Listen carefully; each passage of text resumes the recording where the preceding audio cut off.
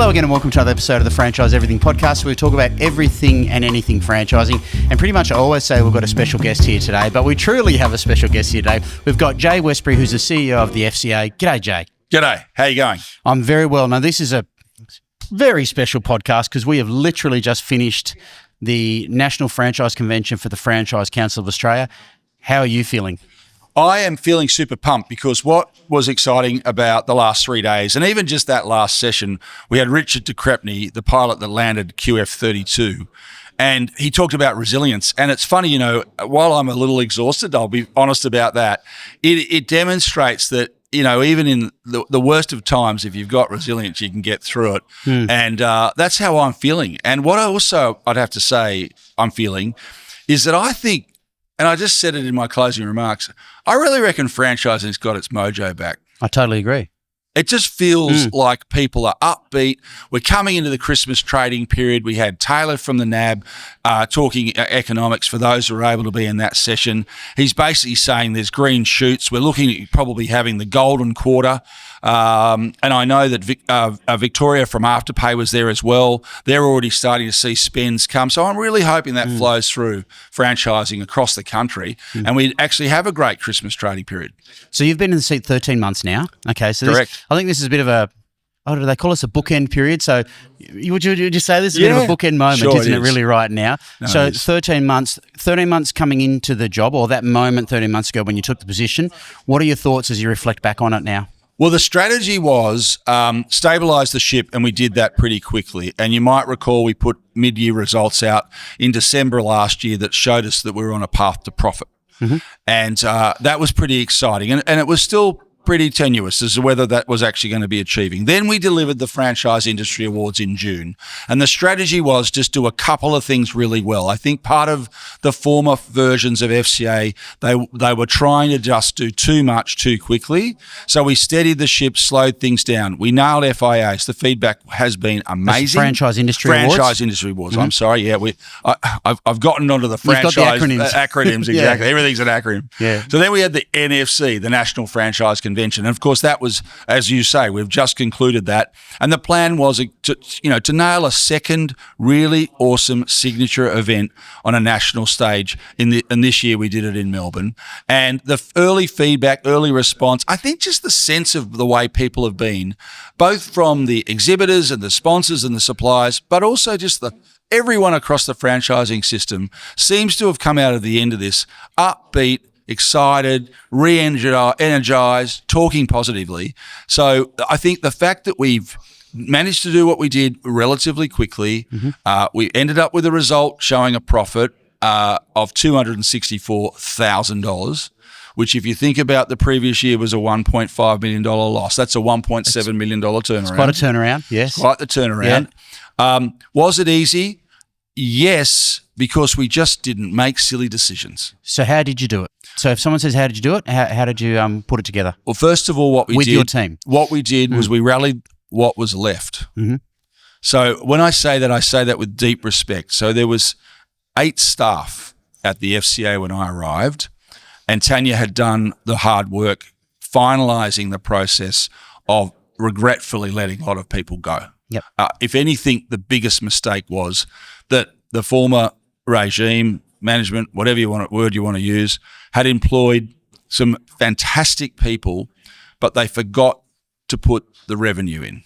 We noticed that as members is that we go, wow, there's a new email address. Oh, there's a new person. Suddenly it went from 5 or 6 people to 15 or 16. Exactly. And it was very noticeable. Well, we capped out at 35. Wow. Now, only the FCA had ever employed 35. So when I walked in, let's maybe say the Ashes without being over dramatic, Tanya had done a great job of just sort of getting through that NFC in Cairns and getting through to the end of the financial year. There was 8 souls sitting there, and all of those people are still with us. All the ones that were there, that real core, are still with us, and I think that's the secret sauce. I didn't come in with a wrecking ball and blow the place up. I didn't, as some people said, oh, you're going to move the FCA to Sydney. Honestly, I couldn't even move it down the road, let alone to Sydney. We consolidated who we had. We thought hard about what we were doing. We put some austerity measures in. We became very conscious of what we were doing. We also started to give the real feedback to people to say, there's only so much we can deliver. There's only so many of us. And then, of course, in the June, we had a strategic session with the board and we wrote a business plan. It sort of surprised me a bit that the FCA had a strategic plan, which is very different to a business plan. Strategic plans to me, not as tactical. Not as tactical, but it also, the budget that was done had all these, grand ideas that weren't being delivered. So we got back to basics. We wrote a business plan. We said we're going to stick to the knitting, do a few things really well, deliver, and get the mojo back. And I think we've managed to do that relatively quickly. Are we completely out of the woods? No.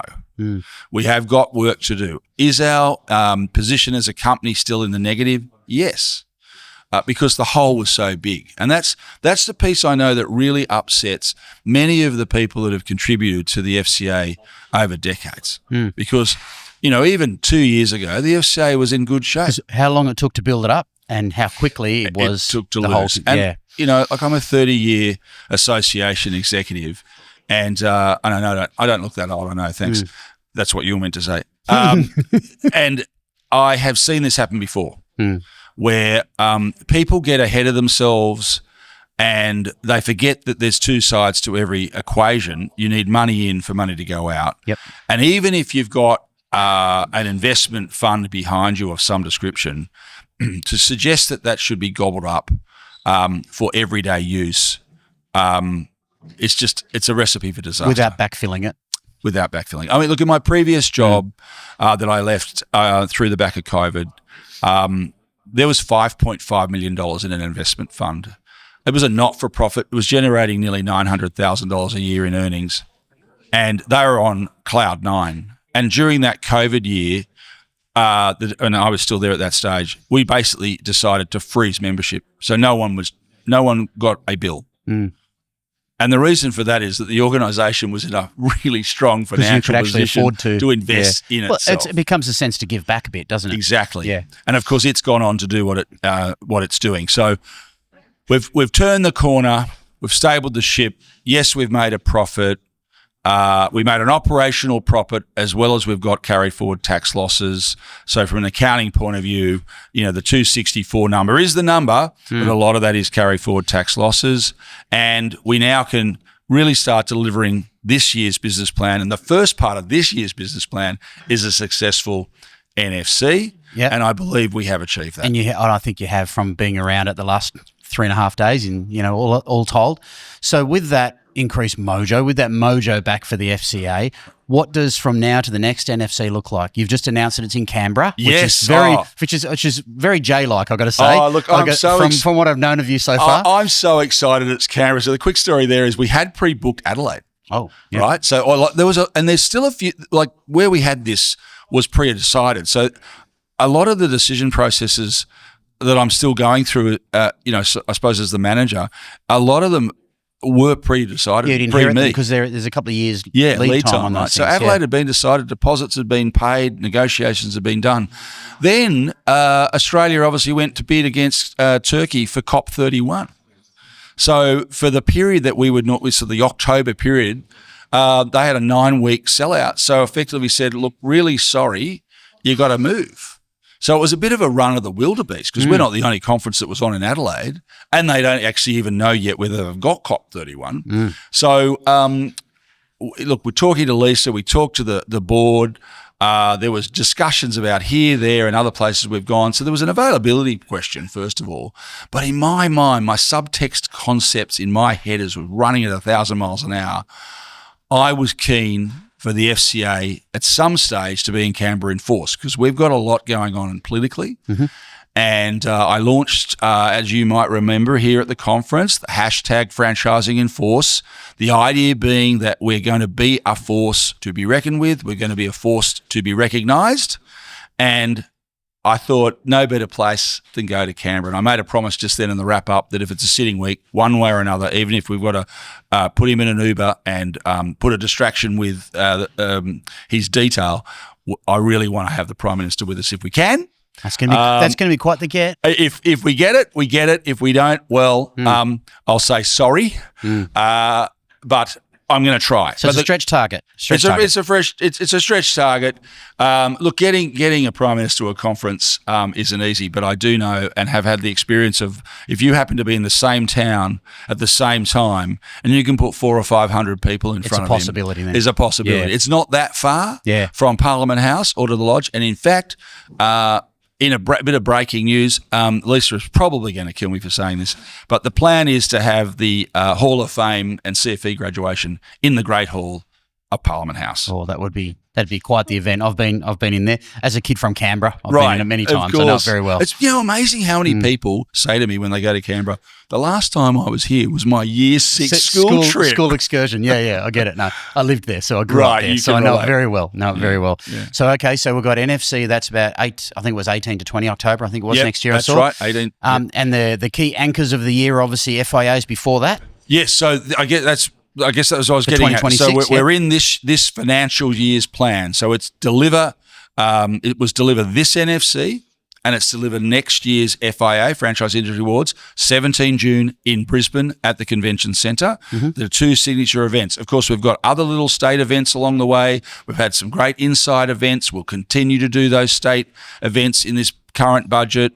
We've got the discussions going on about the co-regulation model. We're really elevating and ramping up CFE, and that's the plan. I'm not sitting here with 40 things. There's only 8 of us. There's some focus. And so if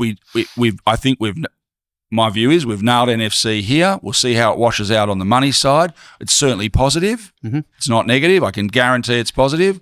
We'll do a great FIA next year. We've got the Christmas celebrations coming up at all the states. The other really great thing, I'm not sure whether or not this has been announced, but if you're a member of the FCA, you get 1 free ticket to every state Christmas party. So if you want to get on a plane, you can. If you've got staff in the state, you can send one. Get them there. You only have to buy the additionals. Again, I've always felt that in terms of value add for members, those events should at least come with a freebie. Yeah. So everyone gets a freebie, and we're budgeted for it. Yep. And that's the thing about it. When we say something, it's not flippant. We've planned it. It's in the business plan. It's in the budget. That people mostly, if for the most part, get value out of FCA events is that networking and engagement. So the more people you're able to get there and make it easier, the better. Totally. And you could see that last night at the Hall of Fame dinner. I mean, once the celebrations were done, and of course, congratulations to Warren Ballantyne from Gunnervac for winning the 26 Hall of Fame. And I really was delighted that he included Anne. And recognised Anne. In fact, she got up on stage with him, although I don't think she really wanted to, but she did. And I think it demonstrates so much that couples really are sort of the backbone of franchising. Where there's a husband or where there's a wife, there's a husband or there's a wife. And families and kids and everyone's working it. Yeah, that's right. Absolutely. Well, Jay, quite the event. Quite the 13 months in the seat. I think the turnaround's pretty remarkable. But I know it's not just you. I know it's your whole team as well, but led by you. And I know a lot of people in franchising are very happy that you're steering the ship and looking forward to many more years of growth, and can't wait to see what it all looks like next year. Thank you, Glenn. And look, if I can just finish off with a shout out to the team. Awesome bunch of people. Just an awesome bunch of people. They must all be stuffed. Yep. And so I reckon we should go to the bar. I think we should too. And as you can hear, we have literally left this. Couldn't have been any later to do this. I know. You literally got off stage. We've got people walking around here saying, come on, let's go. Let's pack this thing down. Yeah. So let's shut this down, and we'll see you and have a dinner and a few drinks. Thanks for your contribution, Glenn. Really appreciate it. Always, mate. Cheers. That's it for another Franchise Everything podcast. A really different one to end here at the NFC. We'll catch you in the next one soon.